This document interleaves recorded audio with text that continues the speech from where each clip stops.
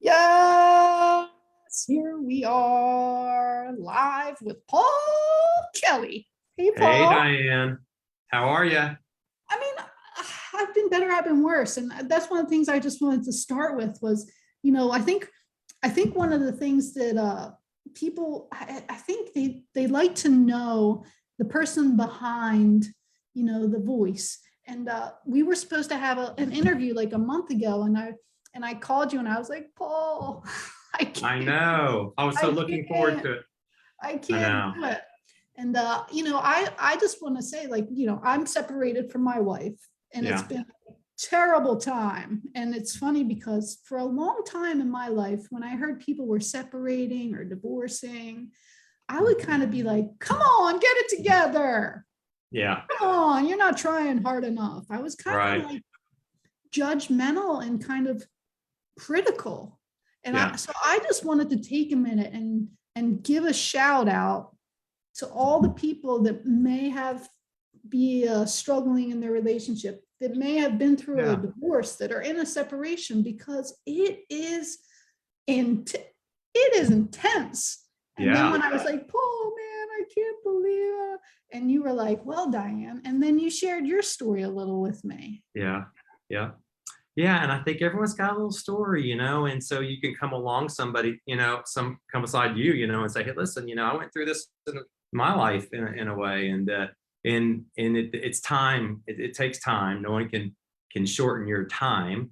And time of grieving has its stages, right? And we all know about those stages. And it's so like textbook, but you don't want to say this is textbook. But honestly, taking that time out and going through those stages of your life, and it's okay, knowing that that's okay, and that there's other people that love you. And I quoted you a verse that I always was really dear to my heart. But when I went through my times, and it was basically that your mind can't see, nor can your eyes, or your ears cannot hear, nor can your mind even conceive what's in store for you, because God loves you, and so you just don't know. And for me, that was true. I didn't know it was going to happen in my life.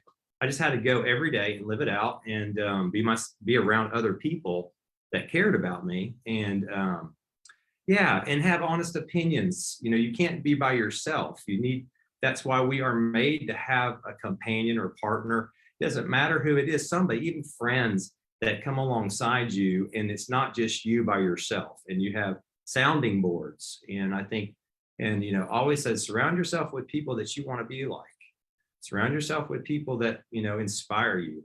And so I think you do really well. You're a mentor yourself, and sometimes being a leader or a mentor is the hard position to be in, because shame on us if we don't perform at 150. You know what I mean? Because we're the mentor and we have to.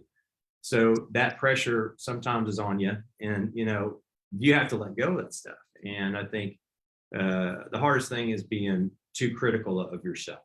And anybody in leadership roles probably feels like they are having criticism of themselves a lot. And it's just been so cool, like I said, through the years, getting to know you better. And then, a lot of times too, when you're honest about kind of what you have going on, and, you're a little open about it, you just find out that everyone has, like you said, their story and has their stuff going on, and you just get this camaraderie going. So I just wanted to say that not only are you brilliant, but you're just a great human, and you've been through a lot of stuff to be sitting here. And congratulations! Oh, well, congratulations to everyone who has struggled and made it through. Yeah. So we have some exciting things to discuss. You had a topic that you wanted to hit on, and then we'll go through all the. Well, let's do some of the. I'm really excited because first I'm going to meet you in Oklahoma City for the first time. I get this. I know. I'm really excited. So Oklahoma City, I'm a guest presenter, and then you are a guest teacher there as well. Yeah. So I'm going to see you in Oklahoma City, and that's June. June 17th to the 19th. I think that's almost sold out. Probably so whoever hasn't signed up needs to sign up, because that's happening. Yeah, then together we will be together for the Neck Jam before that in April. So that's April 4th to the 8th, and you're the last day presenter. Yes. That's like your That's either good or bad. I'm right next to Benny Vaughn, like a veteran. And I'm right behind him, though. I've been doing it a long time, but not as long as Benny. But it's going to be cool because I'm going to try to compliment Benny. I don't know really what his topic is. And And obviously the neck is super complex and it's broken up into 3 parts almost, actually a lot of parts. And so I'm going to try to digest, I'm going to let people digest what I see the most and what I deal with the most. So yeah, and then we'll see how it goes, you know, and I'm going to show some cool stuff and Benny's going to show some cool stuff. I look forward to doing it. Get a crick just thinking about it all the time. It's all, I mean, I just love all the different perspectives, and then Yeah. seeing you all together is just, it gives me a bit of a buzz. And then the crazy thing too, then in July, Paul, Rob Libby, and myself are we're getting inducted into the Massage Hall of Fame. Absolutely. So Unbelievable. It's crazy. I was presenting, I actually received that award for Eric Dalton back in 2009 and gave a speech for Eric. And now I'm going to be going up there and doing one too. So it's so funny. It's a great group. Mike Hinkle's a great guy. And he is a hard worker and he puts on a great event every single year. So congratulations to him. And thanks a lot, you know, too, for having us do that. So yeah, I look forward to doing that and hanging out with you again. So no, it's that's wild. fun. So we'll be at the World Massage Festival in July in North Carolina. So Yeah. lots of good stuff coming up. Not to mention, we'll go over all your events here at the end, but I'm very excited that we're hanging out together. And you had a little subject that you wanted to touch upon too, that we were talking about in our pregame warm-up. Yes, and I went to the Pain Summit again this year, and Tasha Staten, Dr. Staten, was talking about osteoarthritis and concepts, what our concepts are with our clients when they come in from a doctor to you as a therapist and they say, well, I have osteoarthritis, you know, and I'm headed toward a joint replacement. Or the advice is, yeah, that's going to wear out in a few years and be easy on it, you know. Or let's say you're overweight and they come in and their advice has been, well, you just need to lose some weight, you know, and then your arthritis is going to be better. And so she kind of tackled these topics and gave some really good research studies on it. And I thought it was quite interesting what she found. And one of her go-to sayings, and I know everyone's going to love this one, is that wear does not equal tear, it equals repair. And so I just love that saying that, you know, wear actually equals repair for cartilage. And that education about this to our client is number one, that wear does not equal tear, because you can't even go anywhere with your client at all if they come in and the first thing they're thinking is, be gentle with that because it's got arthritis. You know, oh, I don't want to do that exercise because that's going to hurt. That hurts.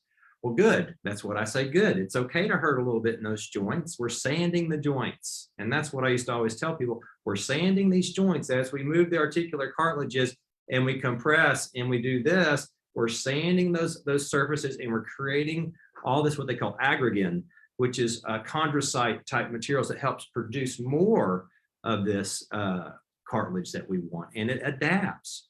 So she also gave this topic of discussion on long distance runners. Listen to this one. I thought this was amazing. I have these ultra marathoners that come in here and I'm always thinking, man, you know, their bodies hurt and they ache and stuff. And I'm like, well, maybe just don't go running a little bit or don't do some stuff. You know, that's what my advice has been, right? Because I'm thinking, you're doing too much. You're running like 50 miles a week, you know, 100 miles a week. You know, I'm thinking that's too much. But you know what? They've done studies on this and they've shown that their cartilage has stayed thick and there's not damage to their cartilage. And so what's the reasoning behind that? What is OA coming from? How about diet? How about chemical or systemic inflammation? How about also the psychosocial, right? So cortisol, glucocorticoids, that's really what the OA is coming from. And so she said we needed to shift, and I'll just read this verbatim from what she has here, because I think it's definitely not me speaking, and I want to give her credit. She said the old view versus the new view of osteoarthritis, and talking about knee osteoarthritis here. So maybe you've heard that the osteoarthritis in the knee cartilage is going to be a problem. Maybe it's going to be a problem. You've heard this, right? I've heard that about mine. I've chipped the cartilage in my left knee, have no LCL in my left knee. I've heard, hey, that's unstable. You're going to have to get that replaced in a few years. I've heard this from doctors, right? So the new thinking would be osteoarthritis is no, it's a whole body process. It is, it's a whole body process. It's not just that knee, it's the whole link system. Another one was OA is a mechanical wear and tear problem, often involving bone on bone. Sure, it does involve bone on bone, right? That's true. We could say that from an X-ray. We could look at an X-ray, see that there's no joint space. It's bone on bone, right? Okay, so we need to think about it like this. OA is a mild whole body inflammatory process which can show up in any joint, including the knee. It could be anywhere. It doesn't have to be just the knee. So it can be anywhere. OA is caused by age. I've heard that. Injury and overuse. That's what it's caused by. That's what we've heard. Many factors can contribute to OA, including things going on in your knee, your gut, your thoughts, and your mind. So we want to make sure that we change that shift, that it's not the knee. It's not all these other things. So the future, basically, she said this, is that you can be constructed. There are many things that you can do to help. One is educate and exercise. That wear does not equal tear. I just love that. So yeah. But my wheels are spinning on 2 points. One, I'm 50 and I went to the doctor because I've been having a little bit of hip pain, and I'm trying different stuff and doing exercises and movement stuff. And I've gotten it worked on, and it helps. But I was curious. I'm like, I wonder what would happen, because someone suggested get an MRI or an X-ray or something. So it's like, I wonder, so I go to the doctor. He comes in, never met the guy, never met him. And I'm in this cold office waiting for him, for about an hour. I think I was waited for like an hour. I was there for a really long time. Long time. He walks in, he looks at my X-ray, and he said, "You have a bad hip and you need to get rid of it. You need a replacement. And if you don't get a replacement now, you're going to get one soon." Yeah. And I was like, oh my God. So I know better, I'm like, I'm going to be showing this X-ray to like a few of my friends, like Eric Dalton, and I should probably send you the X-ray. Yeah, I'd like to. I should send the X-ray. So, and I could see where just that, right? So that would get someone's brain like on fire and afraid. Afraid's pain in your hip. And I said to him, we were walking out, and I said, "So will I see you before you do surgery on me?" Just as I know I'm not going to do the surgery. Right. And he says, "Probably not. I'll see you the day of." So I'm thinking this guy comes in and just lays them out. Boom, boom. Lays boom, it out, boom. tells me what it's going to do, and then we'll see me at surgery. Right? Like, wow. This happens constantly. What? Constantly. So one of the things that I got on was a regimen of supplements, right? Mm-hmm. I did. Mr. Dalton, he told me to start drinking these liquid vitamins, right? Sure, right. I take a lot of Chinese herbs and supplements and myself, yes. So again, in Systemic. 2 weeks, if that, days, getting some of the inflammation down it's a game changer for me. Absolutely. It's crazy. Someone else said to me, when you're walking up your stairs and the hip bothers you, you say, that's interesting, instead of, ouch, damn it, I'm getting old. Just say, right. Negative talk. Wow. Negative thinking. How about my hip? So like everything that you're saying, right? Perfect. Yes. Everything you're saying, like you could see if someone didn't have team Paul Kelly, Eric Dahl, all these people, we have we have access to all these great people. We have access to all this information. I'd be in the hospital right now getting a hip replacement. Yeah. Same thing with me, because I had a hip thing too, and I was like, I tore my labrum. I go to the doctor, you tore your labrum. It's gonna, you're gonna have degenerative hip. I'm like, oh man. So I just kind of was babying it a little bit more than I normally would. And I go pretty good, and I still work out, but I would stop doing a couple of exercises. And you know what? And then I was reading this stuff. And then all of a sudden later, I was cleaning up my diet a little bit more. I was getting really into more of my diet. All of a sudden it went away. And then all of a sudden my workouts were good again. My strength's back in it. Now I have no pain. I hadn't had pain in it in like 6 months. So that's the thing, you have to just keep doing the exercise, And then really check your gut. I mean, people don't talk about gut health enough, but I'm going to be shooting more on our website. If you pay attention to our videos and stuff, we're going to be doing more health oriented meals for people. So I keep on putting out some Yes. good, and I have a whole book that I've written on diet and nutrition and what the current research says about what's good for us, and different styles of dietary advice, but nothing that people have to clone into or get hooked on. You just really want to know what's right for you. You know, I intermittently fast. Some people don't. I think that I do too. I think fasting is good. I think it obviously is good for plaque and arteries. It's good for thinking. It's good for keeping the insulin down low. But I also eat a lot of vegetables too. My garden's growing. I have a little garden and growing some broccoli. Got some good new broccoli in. You know, trying to be conscious.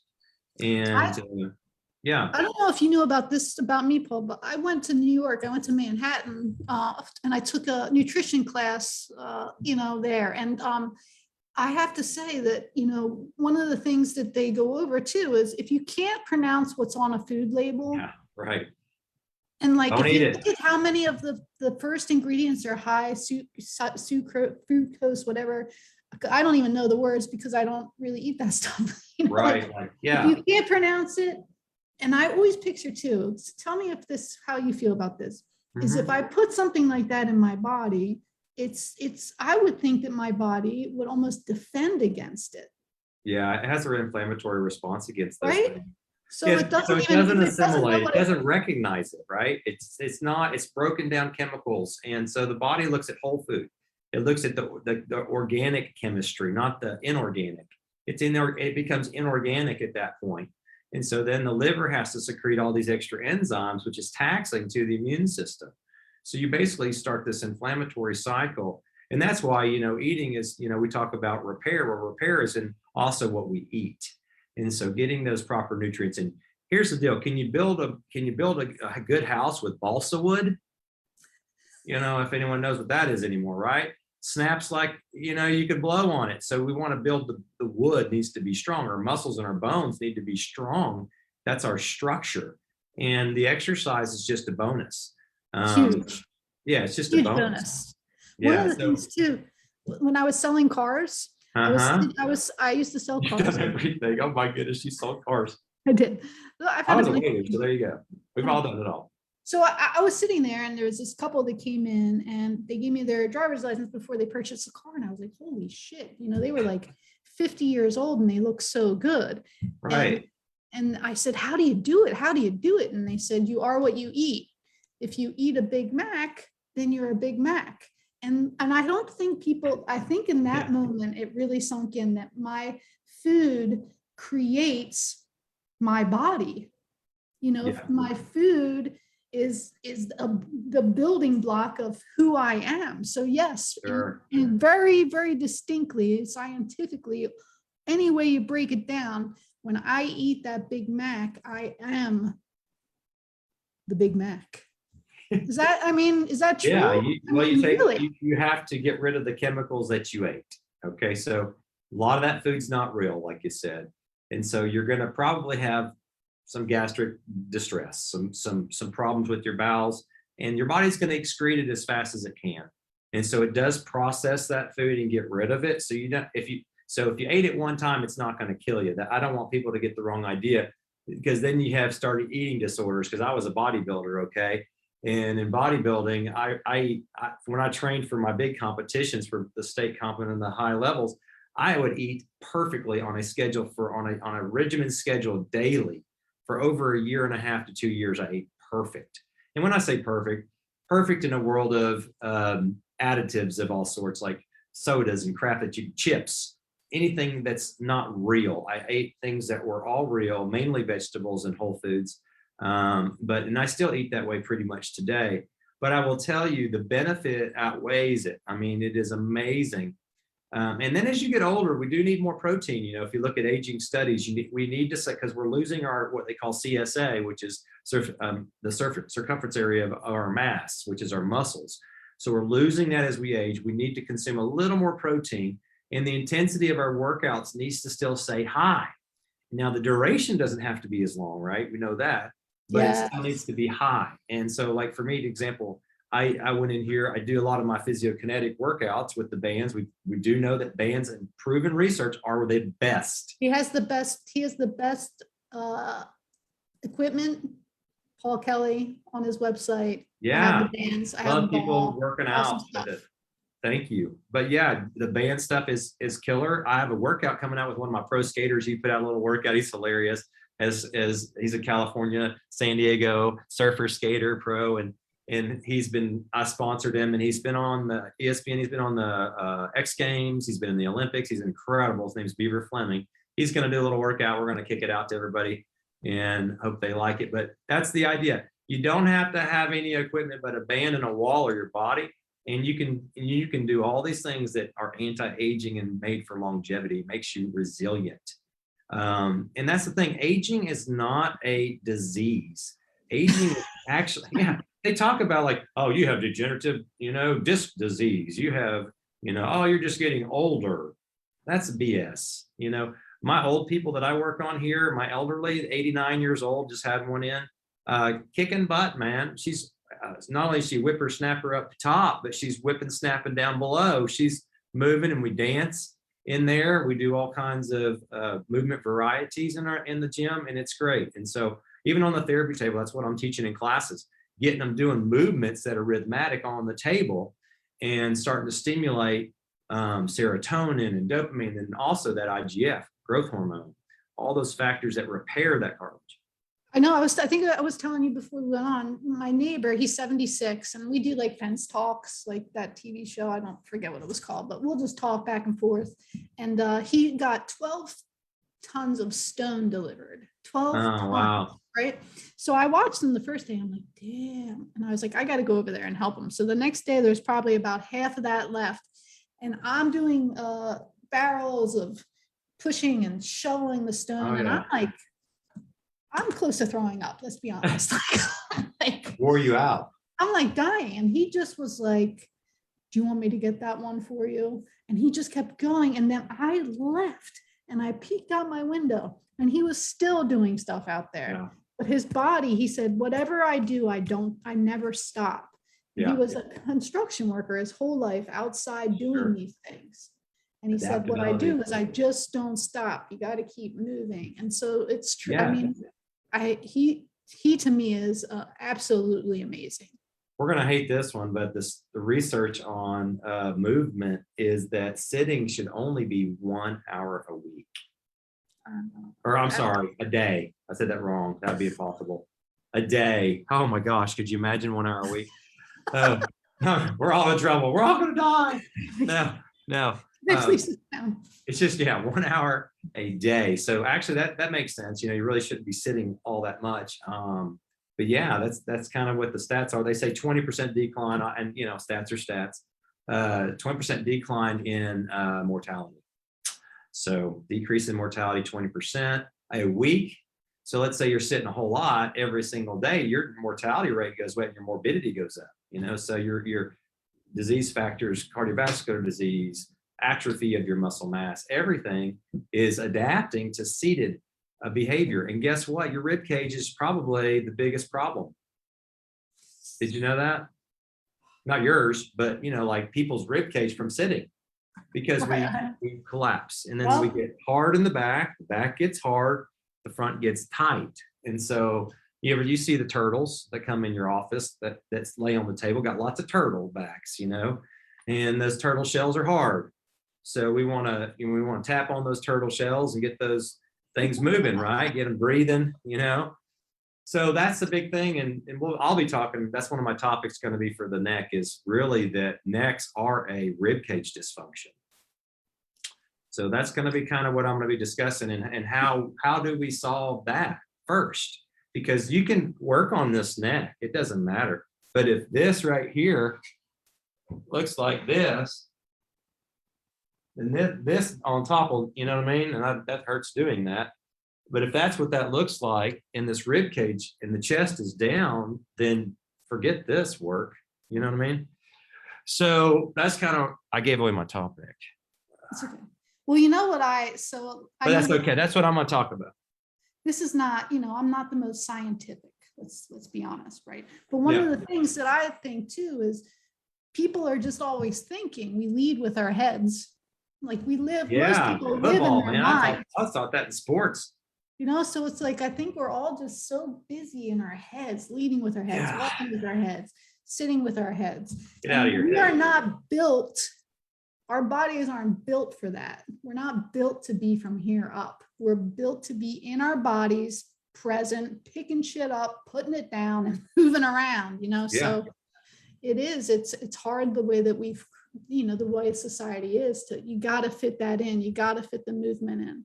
And you got to fit the good diet in. And I feel like people don't talk. I wish there was more talk about diet. It's almost like, I'm going to tell everybody real quick. There was another gentleman, there was a physiotherapist, and I believe his name is Davenport, and Dr. Davenport. And he talked about just something people need to know in general for cardiovascular health, because I think that's very misunderstood too. People are like, well, you need to do cardio. People are like, you got to go do cardio. Well, you know what? They forget about cardio because it's not just about exercise. But did you actually sustain a heart rate? Did you actually get out of breath in your exercise? A lot of people are like, yeah, I exercised today. And I go, oh, what'd you do? Oh, well, I took the dog out and we walked about 5 minutes. And then I got out of breath. I go, you did? They go, yeah. I go, well, are you sure? Now we can monitor people. They can't lie anymore, right? We got these monitors from people. They go to the doctor, they got them like dog tied on them. They're like monitored, and they go, you're lying to me, brother. You didn't get your heart rate up. You just went for a walk. So we got to define what's cardiovascular exercise. So it's 220 minus your age, right? And then for men, predicted a maximum heart rate is 220 minus age. For women, age predicted maximum heart rate is 206 minus 88% of age, which I did not know. Rest plus 15 beats. So you need to make sure that you know how to take your heart rate. And then if you don't have a monitor, and make sure that it gets up to that max. It has to stay at that max heart rate for about 5 minutes. And that's considered cardiovascular exercise. And people are like, oh, well, I'm scared I'm going to have a heart attack. Well, golly, that's exactly opposite. right. And I have people in here with blood pressure medications. Everyone out there seeing these patients and these clients, those people need it too. We try to wean people down. As a clinician who came from that background in exercise science, that was my job, was to get people weaning off of this stuff and to get cardiovascular rehab first and dietary stuff going, right? That's the goal. And we've lost that. We lost that for a while. I think we're back to it again. I think we're realizing, gosh, you know what? Research still proves that we have to do this stuff. And so I think being an example like you're doing, you're working out, you're doing not only just my workouts, but other workouts out there, and we're loading our systems daily and we see the benefit ourselves. And so now we're like, hey guys, maybe if you did this a little bit, they don't have a choice when they come see me because I got my bands in the room and integrating it into the session. And they're like, man, I don't know what you're doing, but I didn't really do much. You didn't really work on me as much as I thought you were going to do. But I tell you what, my back feels great, or my neck feels great. And then they go 2 weeks later. This is what's really good. They come back 2 weeks or 3 weeks after that. See, I don't even see them after that. I give them a little bit of a plan. I don't give them a lot, just a little bit. They come back and they go, you know what? I don't know what it is, but just those 2 things you gave me, I've been doing them and I've been walking. This is amazing. How's this working so well? I go, because it's really the neurologic consistency that you're doing, the neurologic behavioral changes that you're doing daily that make this work. You know what I mean? So yeah, that's cool. You gotta check out Paul's workouts. It just makes total sense for massage therapists, especially.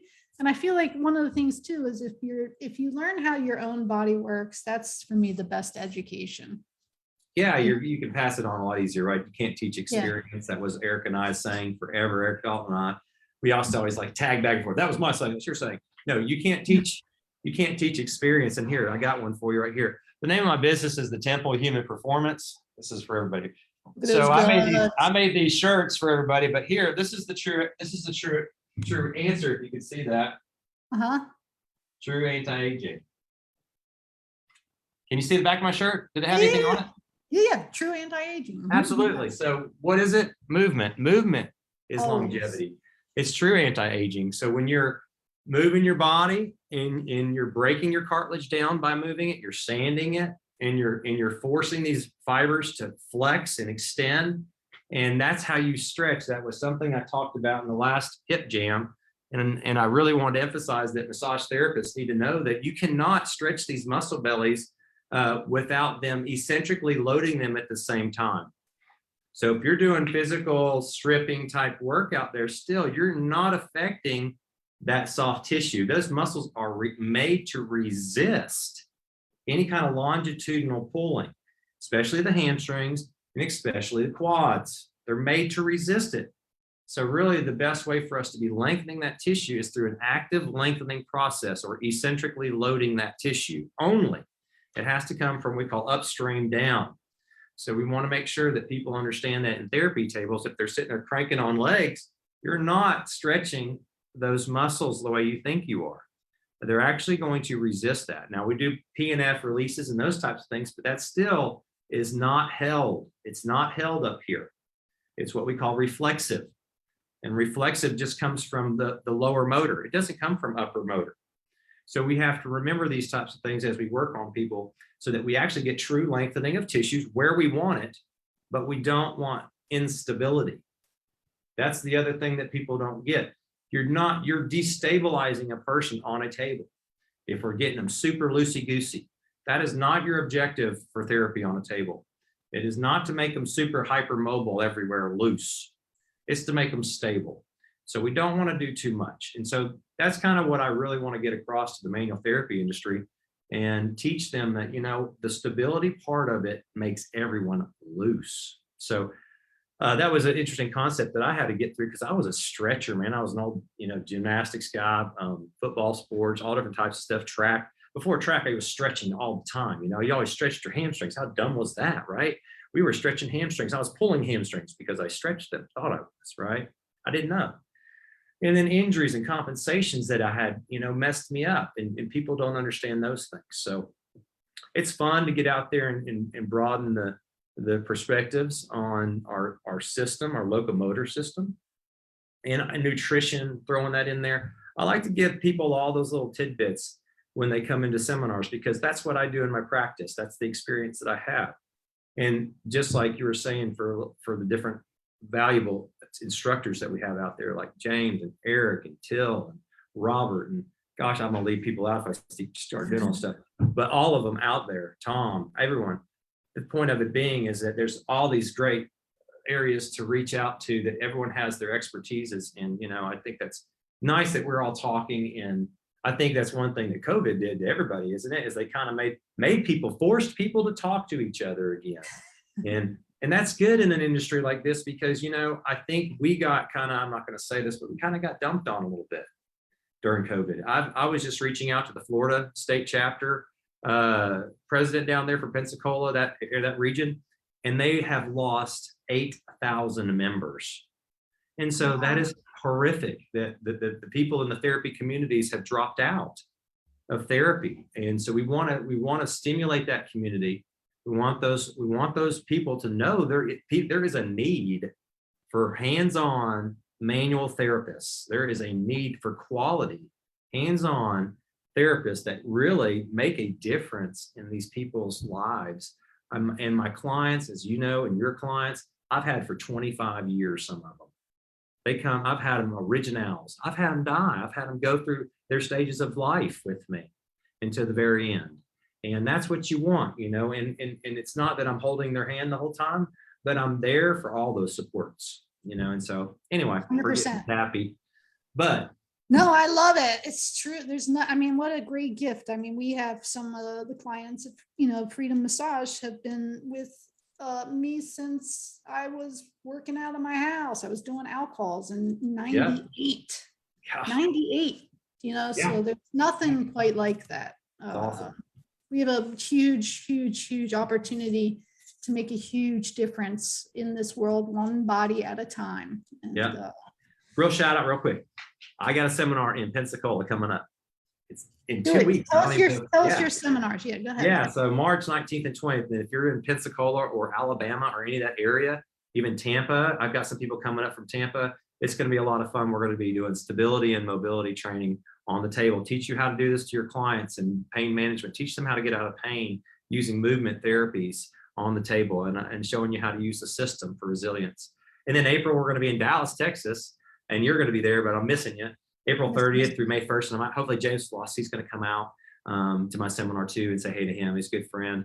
And yeah, we're going to do another great seminar. I'm going to be teaching my most advanced stuff out there. So 5 key links, treating the whole 5 key links of the system, the head, the neck, the shoulder girdle, the thoracolumbar region where we twist a lot, the lower lumbar pelvic region, and the ankles. So we're going to show how we integrate the system and show a complete, well-rounded seminar. Then Boston in July. Man, I'm too busy this year going over. Puerto Rico. Hey, September 30th is my first time. We're going to do like a vacation getaway. And good old Freddie Riviera is going to be there hosting us. We really appreciate Freddie. And he's been awesome. He's translated everything in PhysioConnects into Spanish for me. What a blessing he's been. And then in October, I'm going to be in Knoxville, hometown, doing assessment and table training. And then Seattle, Washington, I'm happy to go back to Sherry Aldrich. She's a good friend of mine up there in Seattle, Olympia area. And I'm going to be up in that upper West Coast. I love that again, near Vancouver, Canada. Hopefully we can have some Canadians come down. Beautiful. Got a bunch of Canadian friends up there. Would love to touch base with. Jeremy Hemp, speaking to you. Oklahoma City, obviously, and then World Massage with you. So it's a lot. Got a lot going on. It's always so good to see you and talk to you. Thank you for taking the time for me. Absolutely. You look fabulous. Thank you. We'll see you guys soon. All right. See you later. Bye. Yeah.